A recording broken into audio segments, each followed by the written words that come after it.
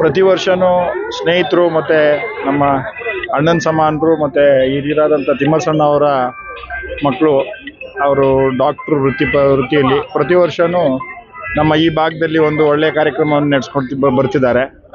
ಆರೋಗ್ಯ ತಪಾಸಣಾ ಶಿಬಿರ ಎಲ್ಲರೂ ಅನುಕೂಲವಾಗಿರಲ್ಲ, ಹಂಗಾಗಿ ಆರೋಗ್ಯನೇ ಮುಖ್ಯ. ಇವತ್ತು ಏನಿದೆ ಅನ್ನೋದಕ್ಕಿಂತ ಆರೋಗ್ಯ ಮುಖ್ಯ. ಆ ದೃಷ್ಟಿಯಿಂದ ಅವರು ಇಲ್ಲಿ ಬಡವರಿಗೆ ಒಂದು ಒಳ್ಳೇದಾಗಲಿ ಅಂದ್ಬಿಟ್ಟು ಈ ಶಿಬಿರ ನಡೆಸ್ಕೊಂಡು ವರ್ಷ ಬರ್ತಿದ್ದಾರೆ.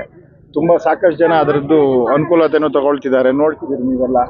ಹಂಗಾಗಿ ದೇವರು ಅವ್ರಿಗೆ ಆಯುಷು ಆರೋಗ್ಯ ಐಶ್ವರ್ಯನೆಲ್ಲ ಕೊಟ್ಟು ಕಾಪಾಡಲಿ ಅಂತ ಕೇಳ್ಕೊತೀನಿ. ಮತ್ತು ಈ ವರ್ಷ ಇನ್ನೊಂದು ನಮ್ಮ ಪೌರ ಕಾರ್ಮಿಕರು ಮತ್ತು ಇವ್ರಿಗೆಲ್ಲ ಒಂದೇನೋ ಅವರ ಇದಕ್ಕೆ ಒಂದು ಜರ್ಕಿನ್ನು ಆ ಥರದ್ದೇನೋ ಒಂದು ಕೊಡಬೇಕು ಅಂತ ಇದ್ದಾರೆ.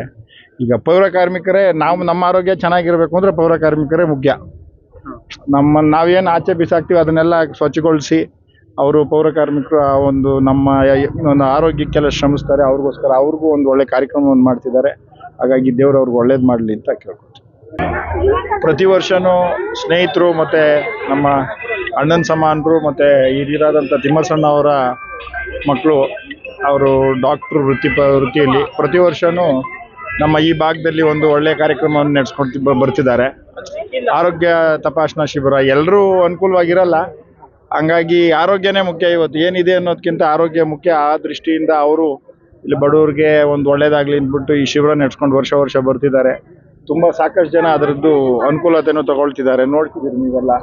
ಹಂಗಾಗಿ ದೇವರು ಅವ್ರಿಗೆ ಆಯುಷು ಆರೋಗ್ಯ ಐಶ್ವರ್ಯನೆಲ್ಲ ಕೊಟ್ಟು ಕಾಪಾಡಲಿ ಅಂತ ಕೇಳ್ಕೊತೀನಿ. ಮತ್ತು ಈ ವರ್ಷ ಇನ್ನೊಂದು ನಮ್ಮ ಪೌರ ಕಾರ್ಮಿಕರು ಮತ್ತು ಇವ್ರಿಗೆಲ್ಲ ಒಂದೇನೋ ಅವರ ಇದಕ್ಕೆ ಒಂದು ಜರ್ಕಿನ್ನು ಆ ಥರದ್ದೇನೋ ಒಂದು ಕೊಡಬೇಕು ಅಂತ ಇದ್ದಾರೆ.